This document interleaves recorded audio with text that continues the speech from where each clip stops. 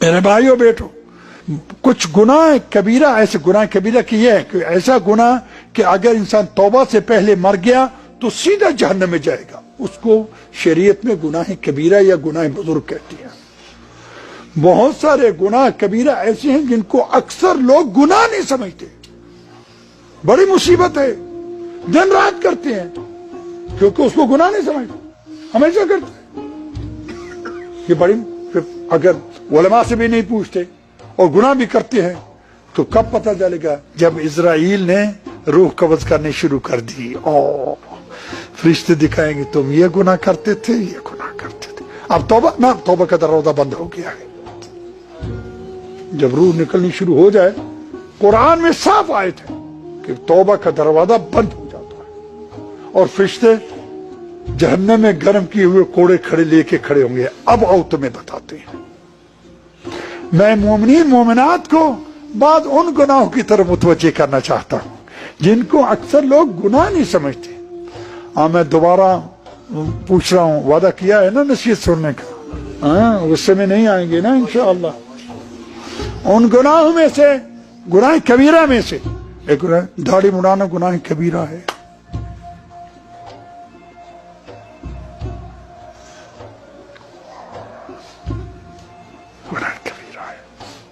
گناہ کبیرہ ہے، کبیرہ ہے، کبیرہ ہے۔ بات کہتے ہیں میں نے باریک مشین سے، خواہ باریک مشین ہو یا اس طرح ہو، دونوں حرام ہے۔ داڑھی کے اتنے لمبے بال ہونے چاہیے اب ان کو کنگھی کر سکیں، اس سے تھوڑی کافی نہیں ہے۔ کوئی 50 سال عمر ہے گناہ کرتے ہوئے، یہ کسی کے 60 سال عمر ہے، کسی کو علی کے معنی والے داڑھی مڑاتے ہیں، داڑھی مڑا کے آتے ہیں اور زری کو چومتے ہیں اور داڑھی مڑائے ہوئے رخسارے کو زری پہ رکھتے ہیں۔ میں مولا دیکھو داڑھی مڑا کے آیا ہوں، نہ تیرا کہنا مانا ہے نہ تیرے نانے رسول کا مانا ہے۔ چیلنج ہے نا مولا کو۔ بات چھپانے کی کوشش کر رہے ہیں، مجھ سے چھپا سکتی ہو، خدا سے نہیں چھپا سکتے۔ مولا سے وعدہ کرو، مولا آئندہ داڑھی نہیں مڑاؤں گا، ختم ہو گیا۔ بشیر نے اپنی جیب سے نہیں کہا ہے۔ ایک جملہ درمیان میں کہتا جاؤں، آپ خیال نہ کریں دوسرے علماء آپ کو یہ نصیحتیں کیوں نہیں کرتے ہیں، وہ اپنی قوموں کو نصیحتیں کر رہے ہیں۔ میں شیعہ بر صغیر کے شیعوں کا نوکر میں ہوں، میرا فریضہ ہے آپ کو نصیحت کرنا، وہ اپنی قوموں کو نصیحت کر رہے ہیں۔ عرض کیا داڑھی منانا گناہ کبیرہ ہے۔ دوسرے ان گناہ کبیرہ میں سے معذرت چاہتا ہوں، ہم میں سے اکثر لوگ چچا کی بیٹی، ماموں کی بیٹی، پھوپھی کی بیٹی، خالہ کی بیٹی، اس کا چہرہ بھی دیکھتے ہیں، اس کے بال بھی دیکھتے ہیں، اس کے ہاتھ بھی دیکھتے ہیں، اس کی گردن بھی دیکھتے ہیں۔ خدا تمہیں ہدایت کرے، یہ کیا لگتی ہے تیری؟ کہتے بہن ہے۔ بہن ہے؟ چچا ماموں پھوپھی کی بیٹی سے ہم شادی کرتے ہیں یا نہیں؟ تو یہ بہن نہ ہوئی؟ یہ کیا ہو رہا ہے گھروں میں؟ اپنے بھائی کی بیوی، چھوٹے بھائی بڑے بھائی جس کو ہم بھابھی کہتے ہیں، اس سے خوب مذاق ہوتا ہے، اس کا منہ دیکھتے ہیں، گلا دیکھتے ہیں، سب کچھ ارے بال پاؤں دیکھتے ہیں۔ کیا لگتی ہے تیری یہ؟ بہن ہے۔ بہن ہے تو تیرے بھائی نے اس سے شادی کیسے کی ہے؟ بہنوں سے شادی ہوتی ہے؟ استغفر اللہ۔ اپنی بیوی کی بہن جس کو ہم سالی کہتے ہیں، خوب مذاق ہوتا ہے، یوں ہی نکاح ہوا تو سالی سے مذاق شروع ہو گیا۔ کیا لگتی ہے تیری یہ؟ کہتے بہن ہے۔ بہن ہے تو اس بہن سے شادی کیسے کی ہے تم نے؟ جھوٹ بولتے ہو، جھوٹے پہ خدا کی لعنت ہے قرآن میں۔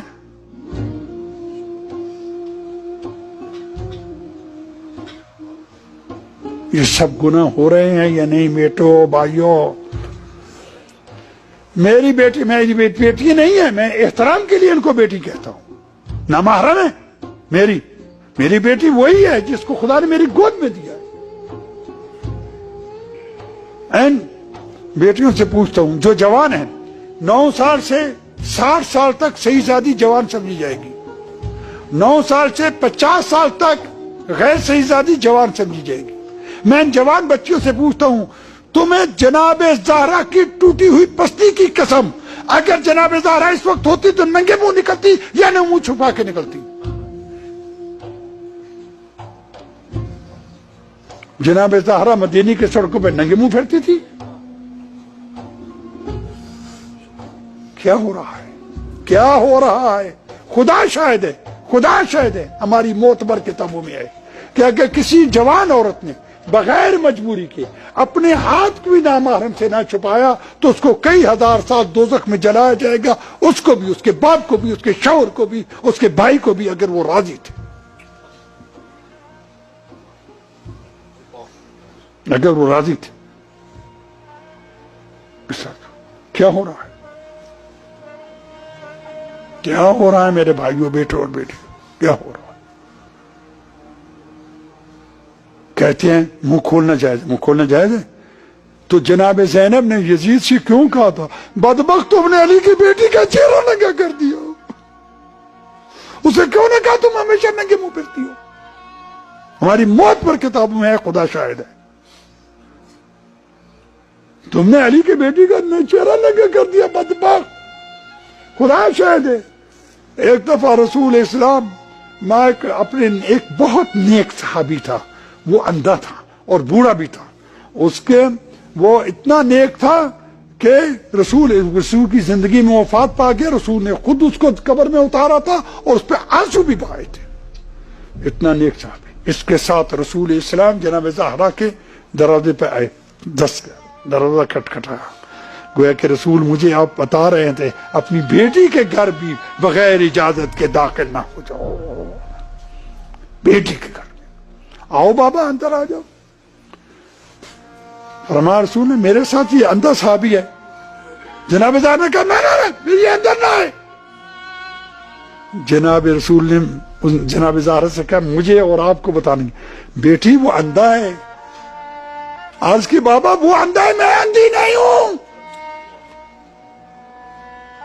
وہ اندھا ہے، میں اندھی نہیں ہوں۔ یہ تھی جناب زہرا۔